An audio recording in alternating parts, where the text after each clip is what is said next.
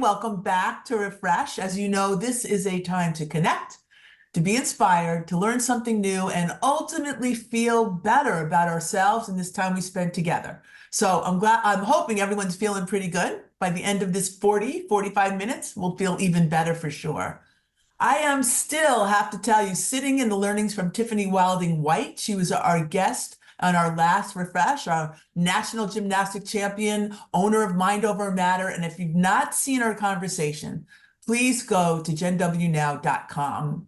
Because as we look back, by the way, she talked about, make sure you have your own mantra every single day. Tiffany, thank you. I'm talking it through my mantra. So we can look back and find Tiffany, but here at Generation W, we're also looking forward to Generation W Believe. It is so exciting. I have to tell you, I love the opportunity to brainstorm and create with our speaking guests who are going to be here. Sherry, yeah, there we go. Look at these people who are going to come join us on the 5th. Oscar Munoz, a retired chairman president of United Airlines. What a story. Olenda Johnson, amazing leadership, a leader who will also be doing a workshop. Anti-Vi, Tina Lippert, star of Queen Sugar and many other movies and film properties. Erica Dewan, I spoke to her yesterday. She totally fired me up. Dr. Vicki Medford, the negotiation strategy expert. And yes, we will be having our own maestro, the conductor, Courtney Lewis, join us for a very special presentation. So all I wanted to say to you is everybody can join us, whether you come to Jacksonville, which, by the way, is a great trip if you're not here, or you can purchase a virtual ticket because our virtual presentation has been truly highly acclaimed for bringing the energy and inclusion and making everyone feel like they are in the theater. So how to get that little plug in. Today, let me just tell you, we have another opportunity, another gift of time to learn with and from each other. And as I've been reflecting on my time spent in the time since the new year turned. It's 2024, and it's already the middle of January. I have to tell you that it's been the times of storytelling and story sharing that have been the richest. Just last week, I had the privilege of sitting with an outstanding sports executive, Ken Babby, who's the owner of the Akron Rubber Ducks and the Jacksonville Jumbo Shrimp. Yes, great names, great product, both minor league baseball teams, and they are incredibly hot properties in the sports world today. I guess we sat in front of about 100 guests. We laughed and we opined on, people and issues in the world of sports today. And as I sat back, I got to observe Ken and feel his positive energy. And I have to say, I truly feel blessed. I felt blessed like I feel today. I'm thinking of Tiffany and, of course, welcoming Danny Goldberg, who, as you will soon see, will share his positive energy and story of moving from darker times to creating light. Now, I have to tell you about how I met Danny. I don't know if you remember, but I certainly do. I was at an event in New York City with my good friend, Ita, and we happened to be at a Shark Tank-like presentation, and there were young and up-and-coming entrepreneurs presenting their sports equipment, ideas for potential investment. And here comes this guy. I think he had curly hair then. Maybe. Definitely more hair. Definitely had more hair then. And he comes out with a baseball bat and starts hitting the guy in his, I guess, his private parts, I guess. And Ita and I are sitting there like, what is going on here? But this guy, Danny, was so captivating. He was so passionate. He was so interesting and committed to this product that protected you in the time of needs of sports protection that we said to each other, we said, we have to meet him. Not only did we have to meet him, we were so moved by him, we said, maybe we should invest in him or help find people to invest with him. So that was just give you an idea. Yes, it's a young man with a bat hitting another young man in places he should not be hit by, and two women saying we have to help him. And ever since then, Danny and I have been friends, been able to kind of go on his journey with him through lots of different ins and outs. And I think, Danny, your story, right? Your ins and outs and ups and downs brought you to where you are today, which I think will be helpful to all of us. So hi, Danny, welcome. Thank you for that. Yeah, what a what a moment in time. Like it was such a fun time when I was building that business and getting to present that around the country in all these different business competitions. I would always wear a suit, and underneath the suit, I would be wearing the jock strap.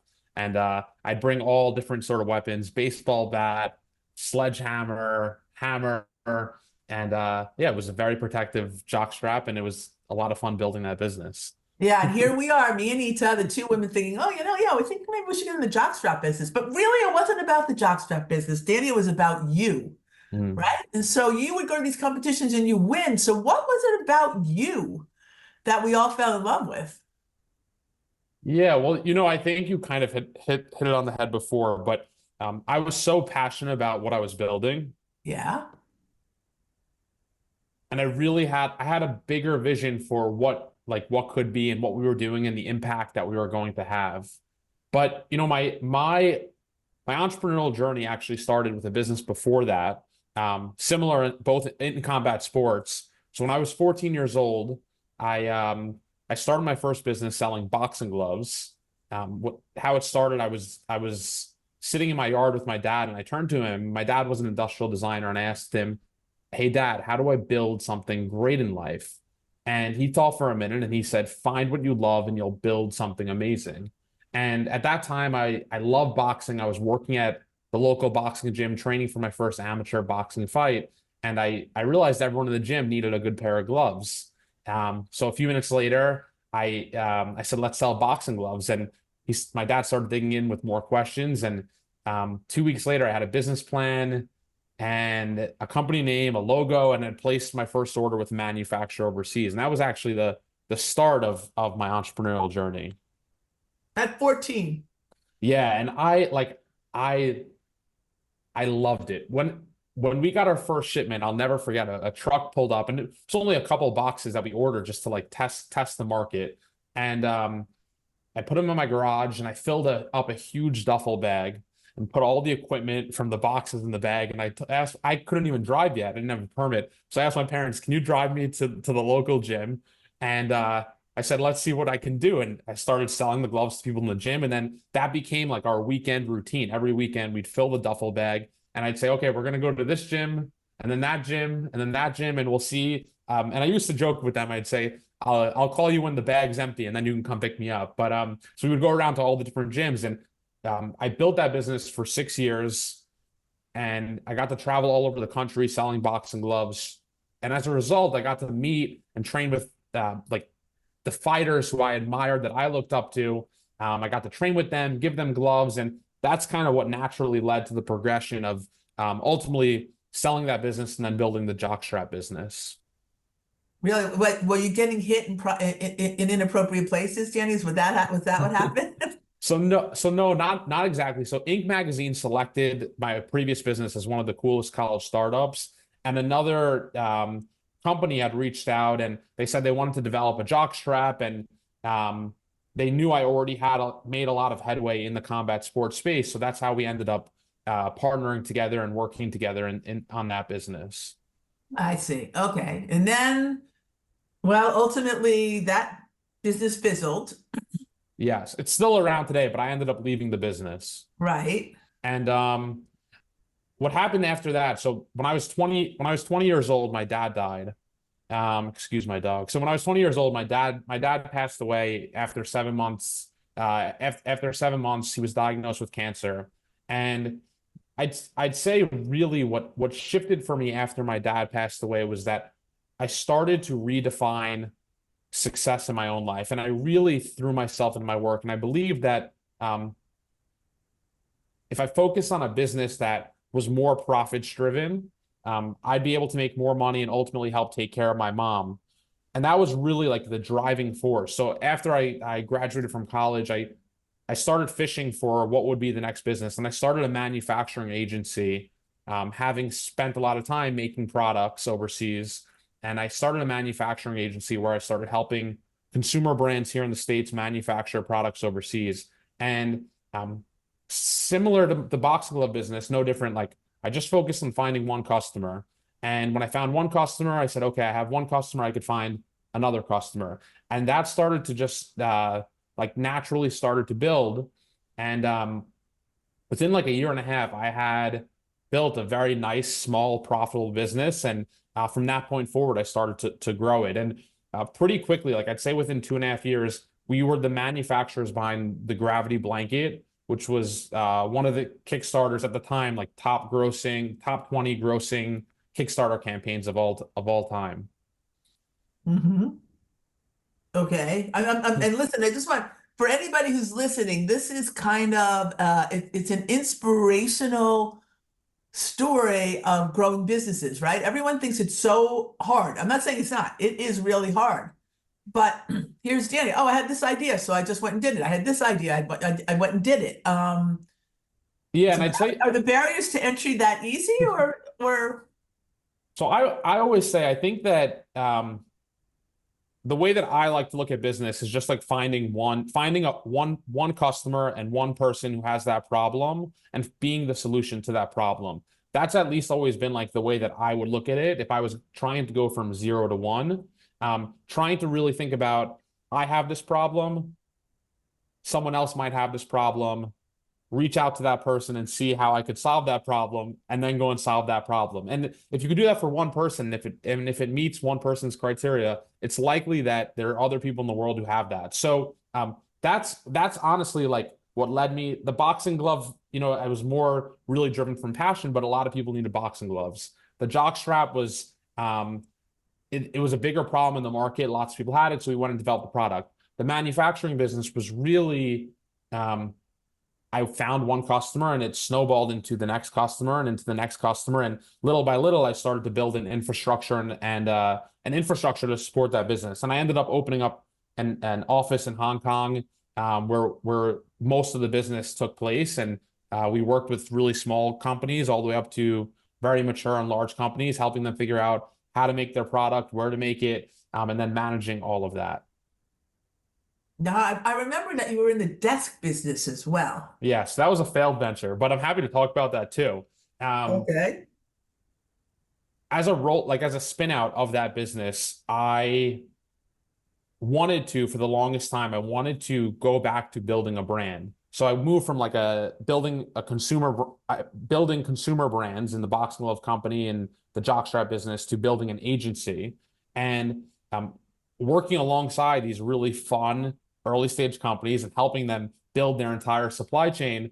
I really wanted I wanted to go back to building a brand. I thought that there was more value, more equity to be created. And just like a better mousetrap, a better business ultimately is what I believed at the time. And I started to ask companies like what they had some issues with as it relates to office furniture. And I had some ideas in that space, and that led me to developing a zero assembly sit to stand desk. So it was a sit to stand desk that required no assembly whatsoever. It would ship to you in one box, and you'd unfold the legs, you'd flip the desk over, you'd plug it in, and you'd be able to work. Because at the time, desks required they required a lot of assembly. But that business was really a complete mess from day one, and I think we missed the mark on a lot of things, and we ended up losing a lot of money. And it was I liken it to like my MBA. So okay, but everyone needs an MBA, right? I think people like it's your Master's of Business Administration, but really it's more about the personal lessons, right? The travails of business. What have you taken away from that experience that we could all benefit from, you think? Yeah.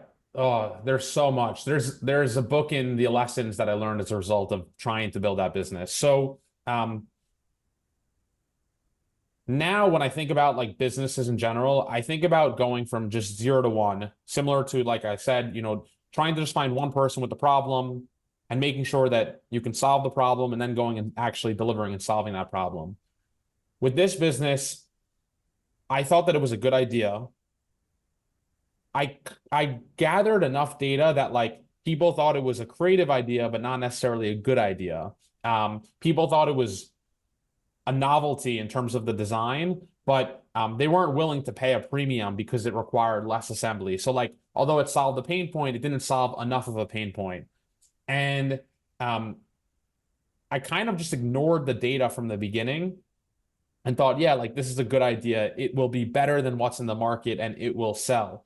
And little by little, we actually ran lots of tests. So we ran Facebook ads and we realized we're not going to convert profitably by any means. We're not going to it's going to cost us more to acquire the customer than it is at the profit that we weren't going to be making when we would actually sell the desk.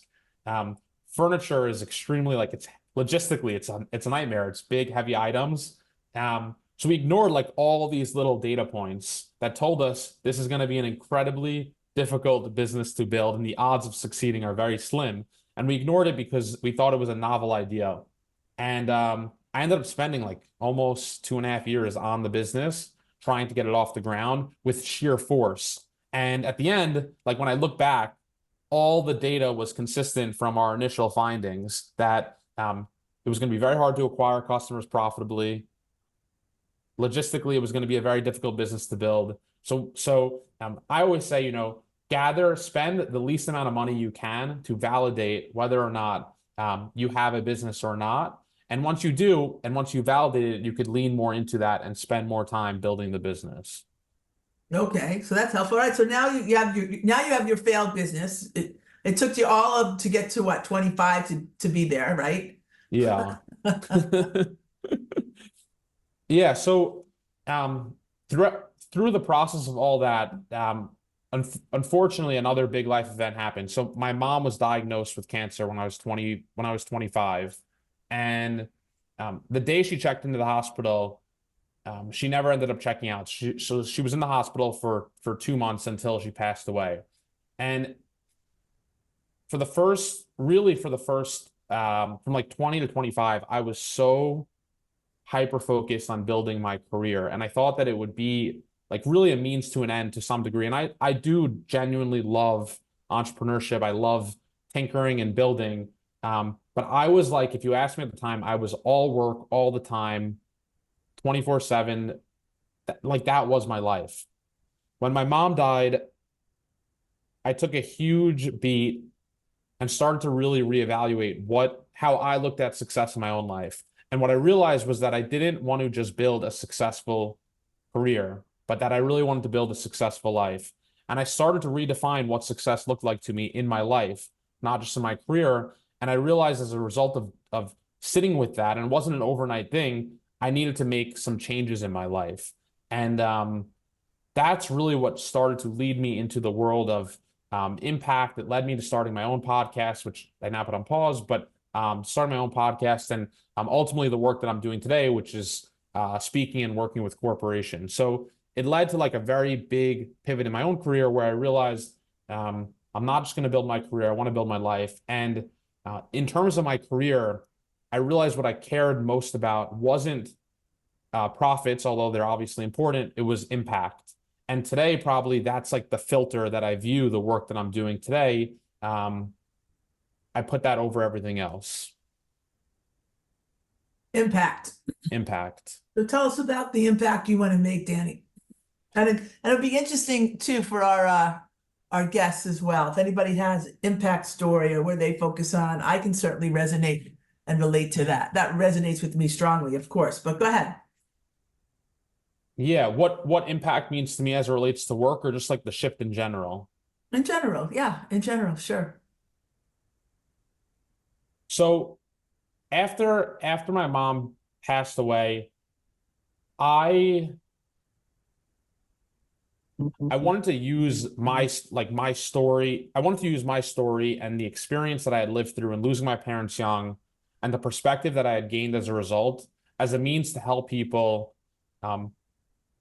reevaluate their relationship with time and understand that understand that their time is limited, that our time on earth is finite, that each day alive is a gift and not a guarantee. And knowing that, I believe asking ourselves that can help us filter through some of the noise of the day-to-day and ask ourselves what I believe is one of the most powerful and profound questions that I think we all must ask, which is knowing our time is limited, knowing that tomorrow isn't guaranteed, how and where do we want to spend our time? And it's funny when I look back early in my 20s, now I'm 30, I don't think that that is a question that is often asked when you're growing up, when you're in college, when you're early in your career. And I think that it is really important to filter how you view success in your life and how you view your life through that, because I think it's all important. I think there are several areas in your life that are vitally important to living the life you want. But I think it's important to understand that there are no guarantees of tomorrow, next year, or 10 years. And I think that's what creates urgency to prioritize the things that are important to us today and not waiting for someday. And I know that's a mouthful, but that's what led me to, I made the conscious choice to walk away from my business that I had been building for 8 years. That was very profitable. That was a great business. I made the conscious decision to leave that, to go and pursue impact, to go and helping other people understand these things, because that's the thing that I want to spend my time on today. And I wasn't going to wait 10 years to go and do it. Right. And I hear you. I think a lot of people resonate with that as well. First of all, let me welcome everybody to Refresh.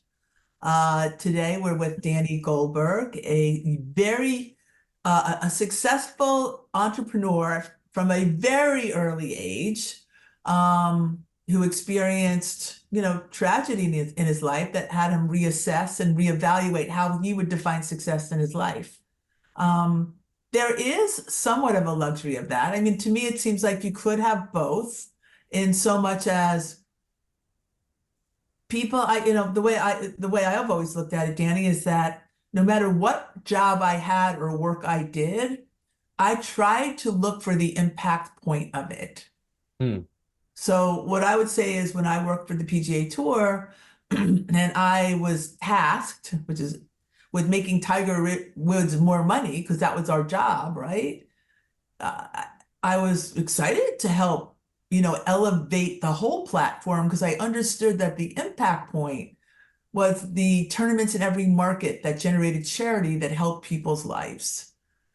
And so I didn't have to extricate myself from that. I think I'm just wondering, if you had to go back and look at what you were doing, could you find impact in the work that you were currently doing that would have satisfied, in a way, this desire of yours? And I think desire of all of us, right, to leave a legacy of doing good. I agree completely. And I'll tell you why I had to leave personally. I think there was some nuance to my situation, but I think perhaps some people might resonate with it. So the driving force of why I ultimately left was, I had a business partner, and we had different views as it relates to how we viewed work and our relationship to work.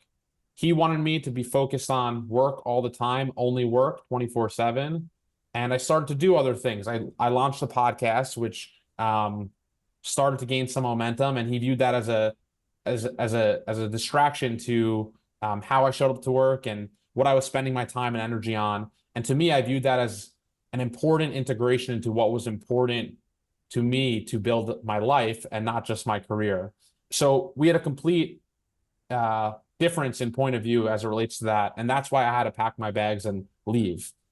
I do think that there's certainly a world where both can exist, without a doubt, without a question. But I will say, I think that falls so much on the leader, the manager, the organization, to create a culture where those two can coexist, and where they're supportive of helping people build a life and not just a career.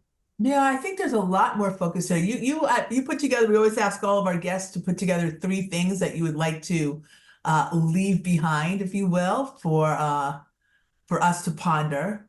I love this. I love Blueprint to Thrive. I think it's always good to have a plan.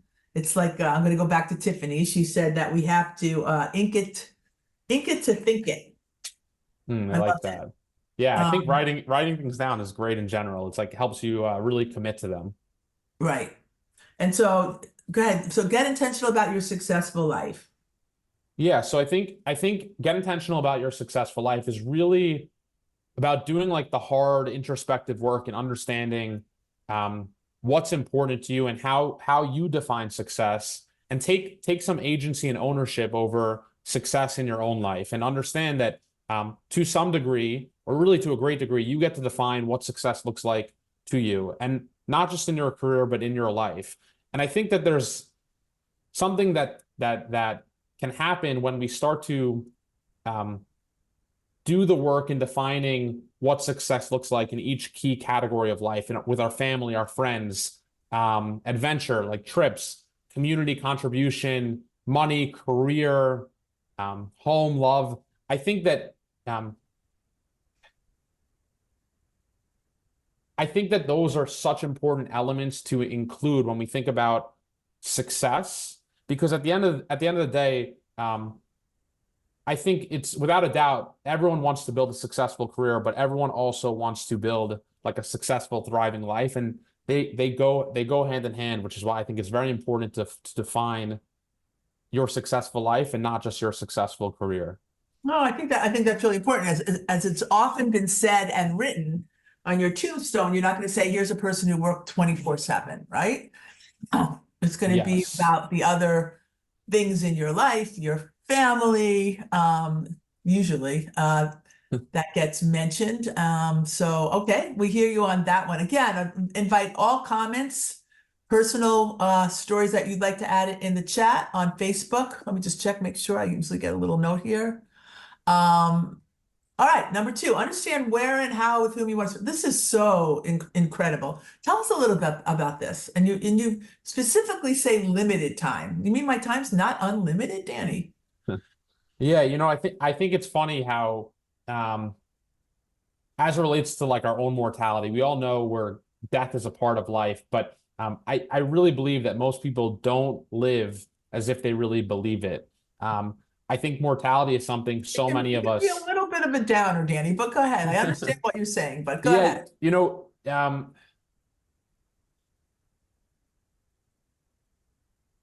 Absolutely, but it's the hard truth that I think if we accept and we really lean into a little bit, it helps us define what is important in our life, how we want to spend our time, with whom, and where. Those are mission critical, because it is in thinking through that you are able to start to really understand like what is actually important to you in your life, and you can start to prioritize those things. I have so many stories that I could share where time and time again I kept pushing things off to someday. I thought, yeah, someday I'm going to go and do that thing. Someday I'm going to get out of my business and I'm going to pursue this new dream of impact. Someday I'm going to go and tell the woman that I love that I have feelings for, but not today. And it was only once I understood that, oh, like there's no guarantee that I will have tomorrow, that I will make it to next year, that I started to really prioritize those things today. Right. No, without a doubt. I saw this really great piece.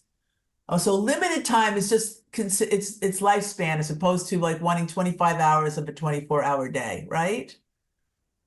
Yeah. I mean, it could also be that we don't have unlimited amounts of time during the day. So you really need to manage your time wisely, and think of your time as an investment and choose where you're really putting it.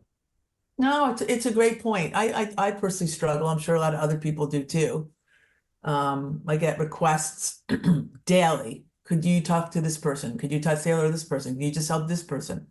I got a text this morning from an athlete that I met over in South America. Would you spend a couple minutes with me? And on one hand, Danny, there's that filter that says, and I hear it a lot, you could just say no. And then and I could, right? The other filter is that one about impact and feeling like, well, you know what? Maybe if I just spend those minutes, I can help somebody do what they want to do better. And that gives me joy. Mm.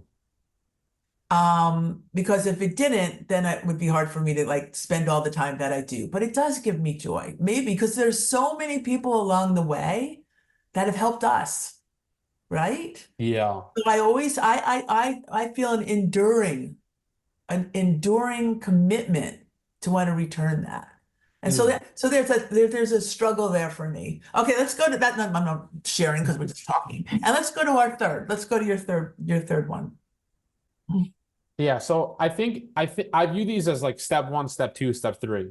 So once you've defined your successful life and your successful career and your successful life, and you know what is important to you, you understand how, where, and with whom you want to spend your time.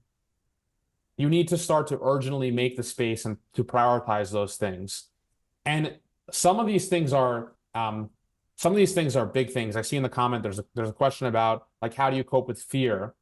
Some of them are require feats of courage. They require taking that first step and setting aside the fear and saying, you know, knowing my time is limited, I might be scared, but I'm going to do it. I'm going to do it anyway. I'm going to step out of my comfort zone and do it anyway.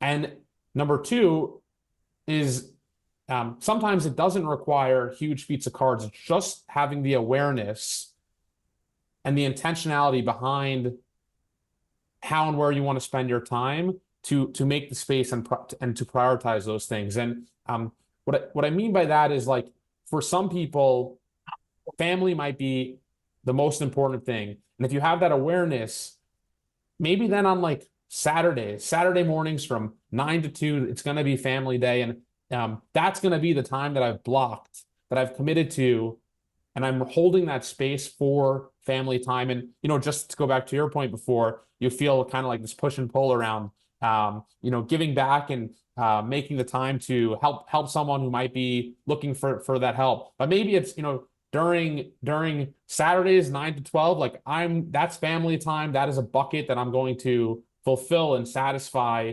And nothing is going to come in the way of those things that are really important to me. I have a very good friend who I'll never forget. One day he called me. He loved to surf, and he called me. He's like, I haven't surfed in so long. I'm missing it. I'm so busy with life. And I'm like, dude, just go put it in your calendar next week and the week after, 3 hours, because you know you need to drive to the beach, get the surfboard, do the whole ordeal. And I'm like, 3 hours for the next couple of weeks. It's not going to make a material difference in the outcome of your life. In fact, it will probably make you feel rejuvenated. It will feel more energized in how you show up in the other areas of your life, in your business, in your career.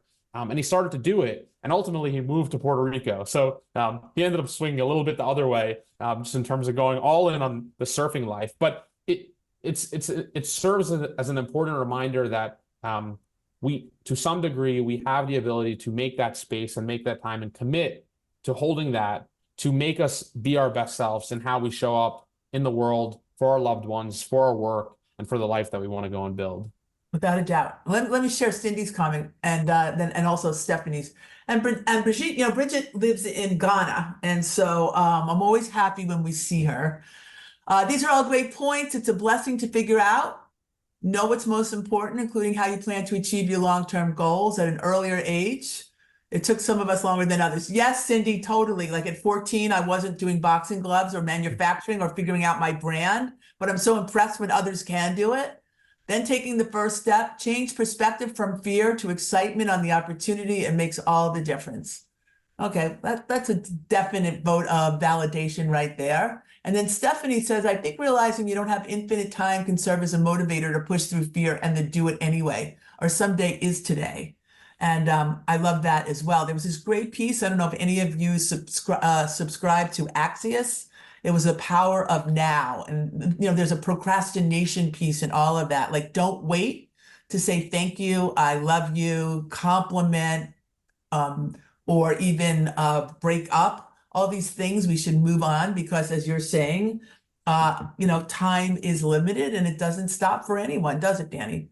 No, absolutely not. And I think knowing that and really like holding that close to your heart will help you step out of your comfort zone, push past your fears, and ultimately live really in alignment with the values that you have and doing the things that are most important to you. And yeah, I think absolutely. Right, it's great. And so now, Danny, just tell me, you're now starting to speak around the country. You're building Yes. that as your new platform of engagement and impact. What kind of reaction are you getting? Yeah, so this last year I spoke at colleges, universities, nonprofits, really sharing a lot of what we discussed today, sharing my story through grief and these three key lessons that I shared with all of you today. Going into the new year, I'm really in 2024, I'm refocusing a little bit of my energy to focus more around leadership and helping leaders develop the tools necessary to understand the importance of helping their people not just build a job, not just build a career, but rather build a life. So helping leaders kind of take these questions that I believe are so important that we're all sitting with and asking, and help them integrate that into how they lead and how they show up for their people. Right. And I think I think we all want that collective help and that collective commitment. I think I said, Dan, I think I've said this to you earlier, Danny, and I think people know that I feel this way. There's been, I think, an over rotation or an over of the pendulum, like me, me, me, me. And to exist in a world where we totally need each other, we are social beings, we need to come back a little bit and focus on we. And so what you're saying is we need to figure out how we help each other to be as productive and successful as we possibly can. And I think that's a really, really important message, right? Yeah. Because everybody went around, it's about me, then you have all these me's in all of their little cocoons. What we really need is a collective we, right? And it doesn't, and we have commonalities, but we have uniquenesses, and celebrating all of that. I mean, that really is the essence of the work that we do. And I hope you'll come to see us this year at Generation W, Danny. That would be really great. Yeah, absolutely. Couldn't agree more. I'm fascinated by the topic of like engagement at work and how we further engage at work. And I know it's a slightly different topic from what we discussed today, but I'm sure we can go another hour just geeking out on that. Well, you can just, listen, I think, we have like another 2 minutes here. Like, just give us your outgoing message on engagement at work. That would be great. Yeah. I think truly, I think post COVID, Yeah. the meaning of work for so many people has changed. Called the Great Reflection. I think so many people took a step back and started asking themselves some of the questions that I put forth today as it relates to, like how and where do I actually want to spend my time? I think for everyone through COVID, there was that brief moment of pause that equally happened in my life when my mom died. I think to some degree it happened to everyone. And they realized, oh, there are no guarantees of this life that tomorrow I will be here. And I think through that, people really reevaluated their relationship to work. I think equally, with now remote work and hybrid work being a norm in how we work and how we show up to work, I think people have so much more opportunity in regards to what they can go and do. People no longer need to be in New York to show up to work. And with that, I think there's been a little bit of a switch where people have some choices as it relates to the work they want to go do. And for the first time ever, I don't think that like corporations or organizations have the power they once did. I think people actually have more power as it relates to choosing how they want to spend their professional time.